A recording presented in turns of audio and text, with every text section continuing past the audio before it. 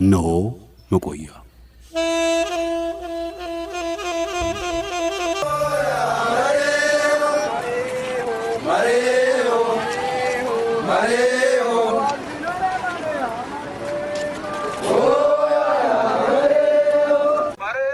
አባ ገዳና ኢሬቻ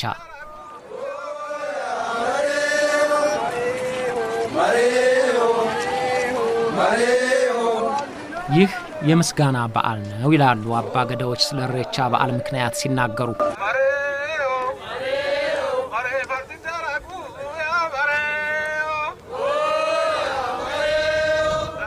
ኦሮሞዎች በረጅም ዘመን ታሪካቸው ፈጣሪያቸውን የሚያመሰግኑበት ሥርዓት ነው ይሉታል ኢሬቻን።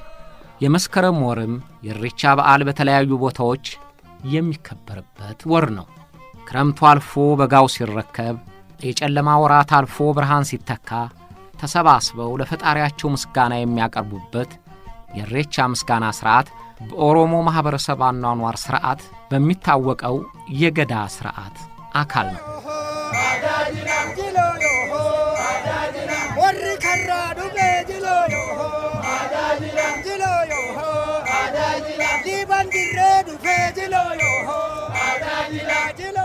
ኢሬቻ በተለያዩ አካባቢዎች የተሾሙ አባገዳዎች የሚመሩት የምስጋና ሥርዓት ነው። የመቆያ ዝግጅት ምንም እንኳን በውጭ ሀገር ክንውኖች ላይ ያተኮረ ቢሆንም የኢሬቻ በዓል እዚህ አዲስ አበባ እየተከበረ በመሆኑ ስለ ኢሬቻና ገዳ ሥርዓት ብንጨዋወተው እየተገባ ይሆናል ብዬ ለዛሬው የኢሬቻንና የገዳን ሥርዓት ላነሳላችሁ ነው።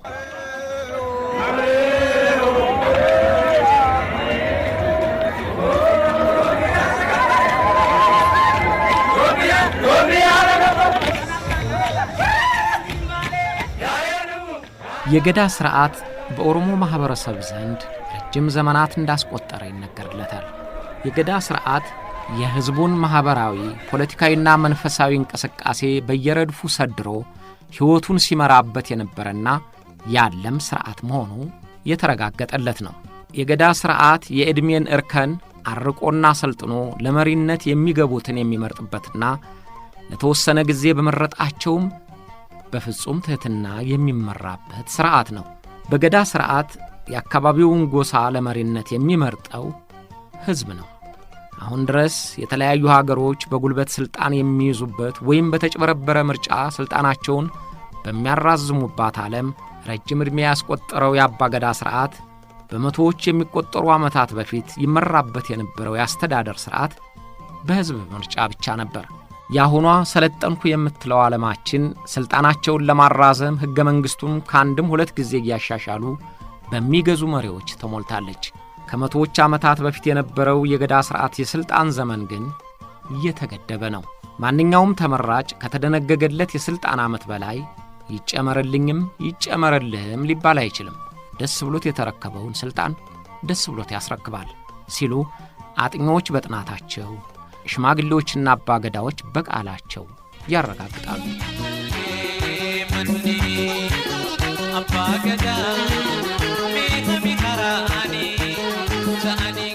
የገዳ ሥርዓት ዕድሜን በደረጃ ከፋፍሎ የአስተዳደር አሰራሩን በልምምድና በእውቀት አሳልፎ ለመሪነት ክብር የሚያበቃ ሥርዓት ነው። የጎሳው መሪ ለመሆን ከታላላቆቹ እየተማረ ከታች ጀምሮ የህብረተሰቡን ልማድና ወግ ጠንቅቆ እያወቀ ሥልጠናና ልምድ ይወስዳል። የአባገዳዎቹና የረዳቶቹ ቤተሰቦች የወደፊቱን ሥልጣን የሚረከቡበትን የዕድሜ ደረጃ ከሕፃንነት ጀምረው ይከፍሉታል። እስከ 8 ዓመት ድረስ ዕድሜ ያላቸው የገዳ መደብ ሕፃናት ደበሌ ይባላሉ። ጸጉራቸው አይቆረጥም። ጉድሮ የተባለውን የጸጉር አሰራር ይሰራሉ። ቀላል ሥራ እየሰሩ በአብዛኛው ከእናቶቻቸው ጋር ይውላሉ። እነዚህ ሕፃናት በማኅበረሰቡ ዘንድ የተከበሩትን እናቶቻቸውን ምርቃት እየተቀበሉ ያድጋሉ። ከ9 እስከ 16 ዓመት ዕድሜ ያላቸው ታዳጊዎች ጋሜ ጢጢቆ በሚባለው ደረጃ ይመደባሉ። እነዚህ ታዳጊዎች ጸጉራቸው አይቆረጥም፣ ግን አናታቸው መሃል ላይ ክብ ቅርጽ ይላጩታል። ተግባራቸው ከሰፈራቸው ብዙም ሳይርቁ ከብቶችን ማሰማራትና ማገድ ነው።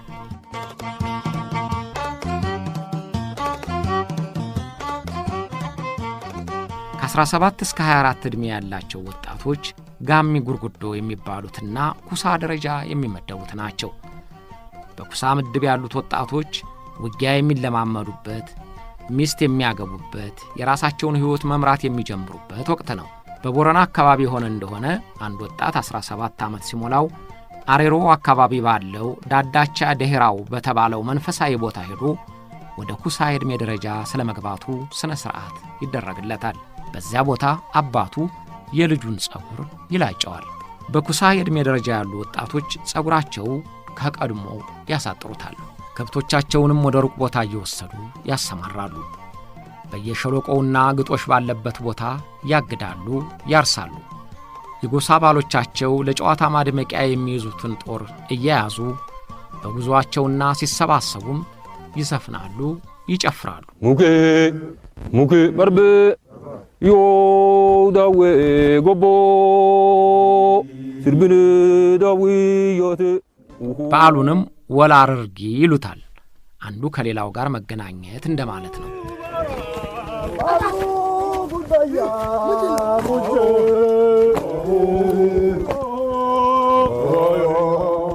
ከ25 እስከ 32 ዕድሜ ያሉት የራባ የዕድሜ ክልል ነው። በዚህ ዕድሜ ክልል ያሉት የአስተዳደር ዘዬን ከታላላቆቻቸው በቀጥታ የሚማሩበት ጊዜ ነው። ወደ ትዳርም የሚገቡበት ጊዜ ነው። ዋነኛ ተግባራቸው ማኅበረሰቡንና ቤተሰባቸውን በመጠበቅ ላይ ይሆናል። በውጊያም ተሳትፏቸው በደጀንነት ነው። ከ33 እስከ 40 ዕድሜ ያሉት የደርሊ የዕድሜ ክልል ነው። የቤተሰብ ኃላፊነታቸውን የሚወጡበትና ቀጣውን የገዳ ሥልጣን ለመቀበል የሚዘጋጁበት ዕድሜ ነው። በዚህ ዕድሜያቸው የሕዝብ አስተዳደርን ጥበብ በሥራ ላይ ካለው አባ ገዳ እየተመለከቱ ያጠናሉ። በአንዳንድ አካባቢዎች 6 የሚሆኑ እጩዎች ተመርጠው የሥራ ልምምድ እንዲያደርጉ ይጠበቅባቸዋል።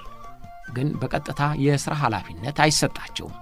6ኛ ከ41 እስከ 48 ዓመት ዕድሜ ያለው የአባ ገዳ ዕድሜ ነው። ከ41 እስከ 48 ዓመት ያሉት በዩባ የመጀመሪያው ደረጃ የሚገኙት ናቸው። በዚህ ዕድሜ ለከፍተኛው ሥልጣን ለአባ ገዳነት ለመመረጥ የሚያበቃ የዕድሜ ደረጃ መድረሱ የተረጋገጠበት ይሆናል። በዚህ ዕድሜ የተሟላ የፖለቲካና የአስተዳደር ብስለት ያለውና ኃላፊነቱን የመወጣት አቅም እንዳለው የሚታመንበት ለሚቀጥለው ምርጫ ቀርቦ ኃላፊነት ይወስዳል። ከ49 ዓመት ዕድሜ በኋላ በዩባ ከፍተኛ የዕድሜ ደረጃ ይመደባል። ዩባ በአብዛኛው በሥራ ላይ ያለውን አባ ገዳ ያማክራሉ። በበዓል አከባበር ሥነ ሥርዓት ላይም ይገኛሉ። የተጣሉትን በማስታረቅ ሰላም በማስፈን ተግባር ላይ ይሰማራሉ።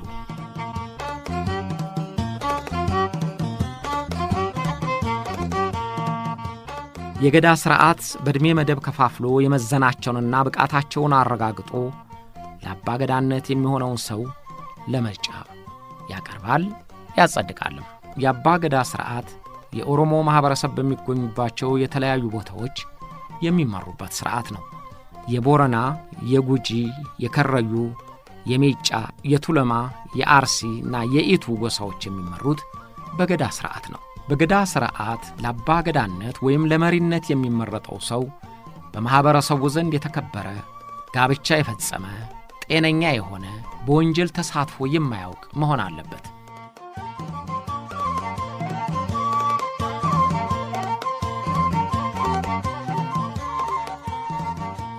ለአባ ገዳነት የሚመረጠው በየ8 ዓመቱ አንድ ጊዜ በሚደረግ ጠቅላላ ጉባኤ ነው። በዚህ ጉባኤ ጎሳው አባላት የሆኑት ወንዶች በሙሉ ይሰበሰባሉ። በዚያ ዕለት ሥልጣኑን እንደሚያስረክብ የሚያውቀው ነባሩ መሪም አዲሱ ምርጫ እስኪፈጸም ከነክብሩ ይቆያል። ጉባኤው በትልቅ ዋርካ ወይም ግራር ወይም ሾላ ስር ይከናወናል። የዚህም ምክንያቱ አንድም ስለ ጥላው፣ አንድም ስለ ግርማ ሞገሱ፣ አንድም ምንጊዜም የታላላቅ ዛፎች ጥጋት የማይደርቅና ለምለም በመሆኑ ነው። ጉባኤው ነፃ ውይይት ይካሄድበታል። ማንም የፈለገውን ይናገራል። ከተሰብሳቢው አንዱ በሚናገርበት ጊዜ አባ ገዳውም ሆነ ማንም እስኪጨርስ የሚያቋርጠው የለም። በስብሰባውም ላይ ያለፉት 8 ዓመታት የአስተዳደር ክንውኖች ይገመገማሉ። ሕጎች ይፈተሻሉ። ድክመትና ጥንካሬዎች ይደመጣሉ። ለአዲሱ ተሿሚም ምስክርነት ይቀርባል። ከዚህ በኋላ ነው ድምፅ የሚሰጠው።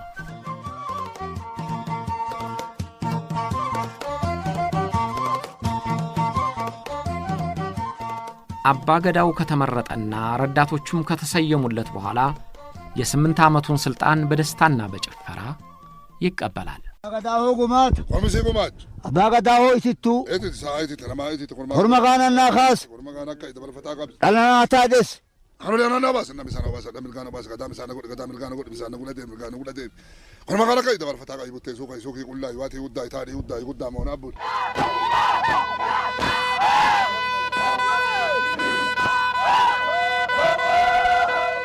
ዶሚልኮምነ ሚልኪ ካዮኒ ወለራፉነ ወለከኒነ ቢያለፍ አሁን ተሳክቶልናል። በስኬት ነው ስልጣን የተቀበልኩት። በስኬትም ነው መልሼ ያስረከብኩት። ለ8 ዓመታት በስልጣን ስትቆይ የህዝብ አደራ ተቀብለህ ነው የምታስተዳድረው። በተመቸ ሰዓት ብቻ አይደለም ስራውን የምትሰራው፣ በድካም ወቅት ነው። ውጥረት ባለበት ጊዜም ስራቱን አታቋርጥም። ሲደክምህ ስራውን ትተህ አታርፍም። እንቅልፍ ሲይዝህም ስራውን ትተህ አትተኛም። የፈጣሪን እርዳታ እየለመንን እዚህ ለመድረስ ችለናል። በዚህ ውጣ ውረድ አልፌ ስልጣኔን በማስረከቤ ደስታ ይሰማኛል።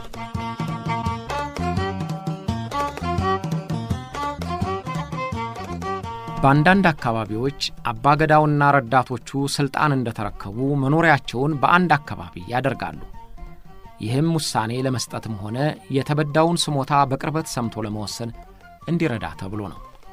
የአባገዳውና የረዳቶቹ መቀመጫ በጉጂ ቀቻ በከረዩ ያግባላ ተብሎ ይታወቃል። አባገዳ ወይም የጎሳው አባት ተብሎ የተመረጠው ወዲያው ለማዕረጉ መለያ ግንባሩ ላይ የሚያደርገው ቀንድ መሳይ ከሌቻ ያደርጋል።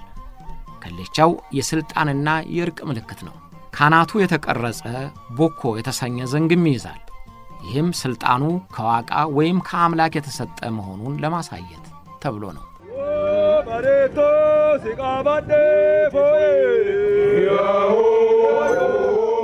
አባገዳና ረዳቶቹ የሕዝባቸውን የቀን ተቀን ሕይወትና የኑሮ ሥርዓት አቅጣጫ የመምራት ቅራኔና ጸብን የመፍታት ኃላፊነት አለባቸው። ተከታዮቻቸውም እንዴት ማስተዳደር እንዳለባቸው የእውቀት ሽግግር የማድረግ ኃላፊነት አላቸው።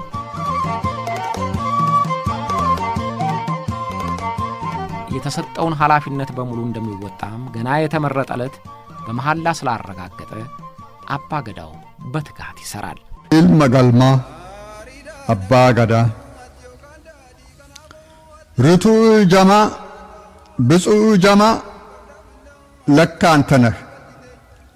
አባገዳ ኢልመጋልማ ያዳ ኦሮሞ ሻማ ዋቃ ገዲኒ ነማ ኦሊኒ ሱማ አካሱማ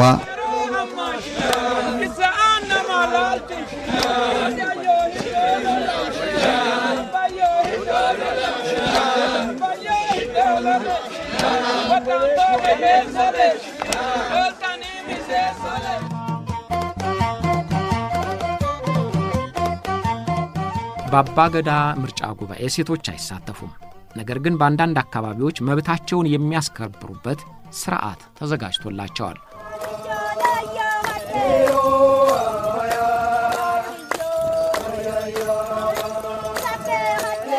ማንኛውም ልጃገረድ ስታገባ ቀጭን ዘንግ ይሰጣታል። ዘንጓ ስቄ ትባላለች። ስቄ ዘንግ የማግባቷ ምልክት ናት። በዚያች ስቄ መብቷንም ታስከብርበታለች። የጎሳው አባል የሆነች ሴት የተበደለች፣ የተመታች፣ የተገፋች እንደሆነ ስቄዋን ይዛ ለጎረቤቶቿ ሴቶች የሆነችውን ትናገራለች። ሴቶችም ስቄ በትራቸውን ይዘው እልል እያሉ ይወጣሉ። እልልታውን የሰማች ማንኛውም የጎሳው አባል ሴት ብትታመምም እንኳን ከቤቷ አትቀርም። ስቄዋን ይዛ ትወጣለች። ዱበርቶኒ ቆዳ ገዳ ከሰት ቀባን ኡልፋታዳ በገዳ ስርዓት ሴቶች ከፍተኛ ሚና አላቸው። ልጃገረድ እንዳገባች የክብር ምሳሌ የሆነችውን ስቄን ትይዛለች። አንድ ሰው ከጎዳት ስቄዋን ይዛ ጎረቤቶቿን ትጠራለች። ከዚያም ሌሎች ሴቶች ተከትለዋት ወደ አባገዳው ትሄዳለች። አባገዳውና ሌሎች ሽማግሌዎች በተገኙበት ጉዳዩን ይመረምራሉ።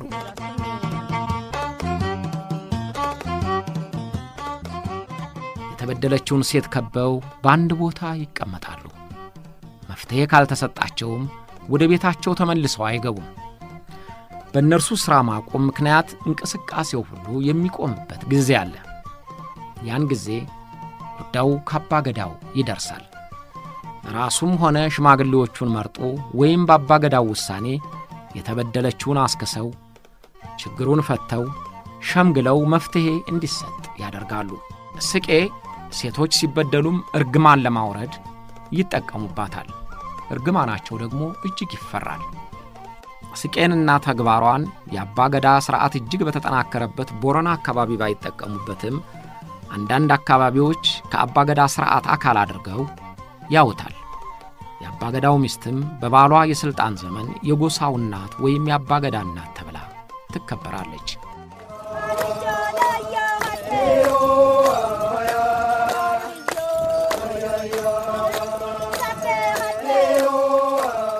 ኢሬቻ የዚሁ የገዳ ሥርዓት አካል ነው ይላሉ የባህሉ አባሎች።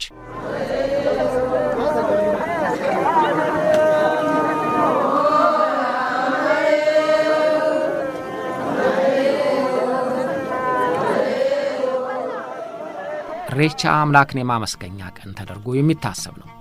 በዓመት 2 ጊዜ ክረምት ሲያልፍና የበልግ ዝናብ ወራት በሚገባበት ጊዜ ይከበራል።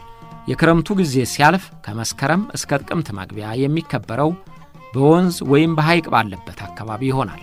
ይህም እንደ ጨለማ የሚቆጠረውን ክረምት በሰላም ማሳለፋቸውን ውሃውንና ለምለሙን ሳር በማግኘታቸው አምላካቸውን ያመሰግናሉ። ጤና ስለሰጣቸው ዘር ስላበረከተላቸው የሚያመሰግኑበት ነው። ባሪን ነጋ ባሪ ነጋ ዲቃ ጉዳን ነጋ ወዳ ገሞጂን ነጋ ብያ ለሚን ነጋ ኤሌሌን ነጋ ኤሌምቱን ነጋ ሲቄን ነጋ ልክሳውሌ ጋዲን ነጋ ብያ ለሚን ነጋ ብያ ደገል ነጋ ሻኒ ቀበን ነጋ ጎዛ አርፋሳን ነጋ ብራ ቀብስን ነጋ ነጋ ኑፋተው አነለቴሃ ጉደት የበልጉ መግቢያ ከየካቲት እስከ መጋቢት ባለው ጊዜ በተራራ ላይ የምስጋና በዓል ሆኖ ይከበራል።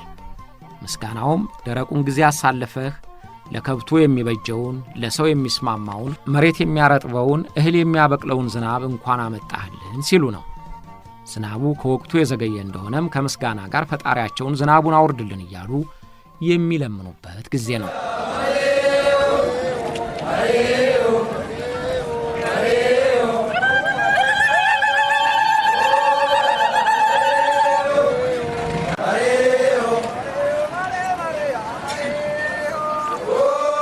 በኢሬቻ በዓል በተለይ በታወቁ ቦታዎች ከተለያዩ አካባቢዎች የሚኖሩት ኦሮሞዎች በአባ ገዳቸው እየተመሩ ይሰበሰባሉ። የኢሬቻውንም ሥነ ሥርዓት ከቦታው የመጡ አባ ገዳዎች በምርቃት ጀምረው ይመሩታል። ቡቂስ መልካቴን ነኑ ገልች ብየቴን ነኑ ገልች ኦሮሞ አባ ብያ ቶልች ወወኒ ሹምባ ሬቦ ሹምባ ሬቦ ከገየ ወለ ቶሎይና ሎሌ ጉርባ ወወኒ ሹምባ በኢሬቻ በዓልም ላይ የአባ ገዳ ሴቶች ስቂያቸውን ይዘው ይገኛሉ። ከመካከላቸውም ከላም ቆዳ የተሠራውን ጌጥ የሚደረግበትን ጫጮ የምትለብስ ትኖራለች።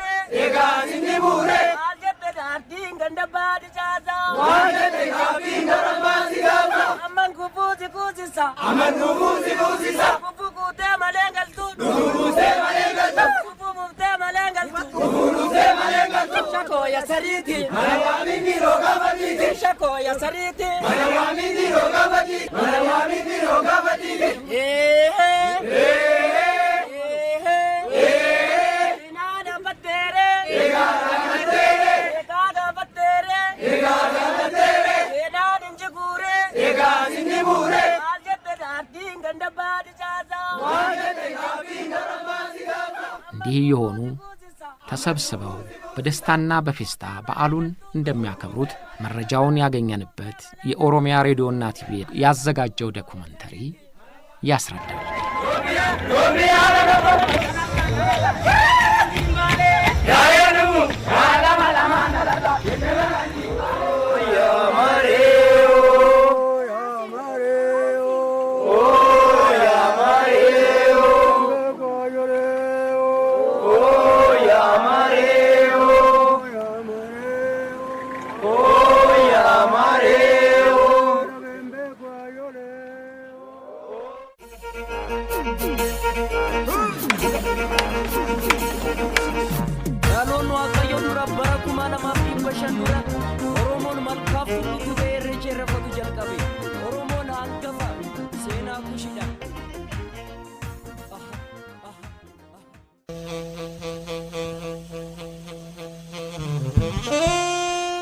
አብራችሁን ስለቆያችሁ እናመሰግናለን።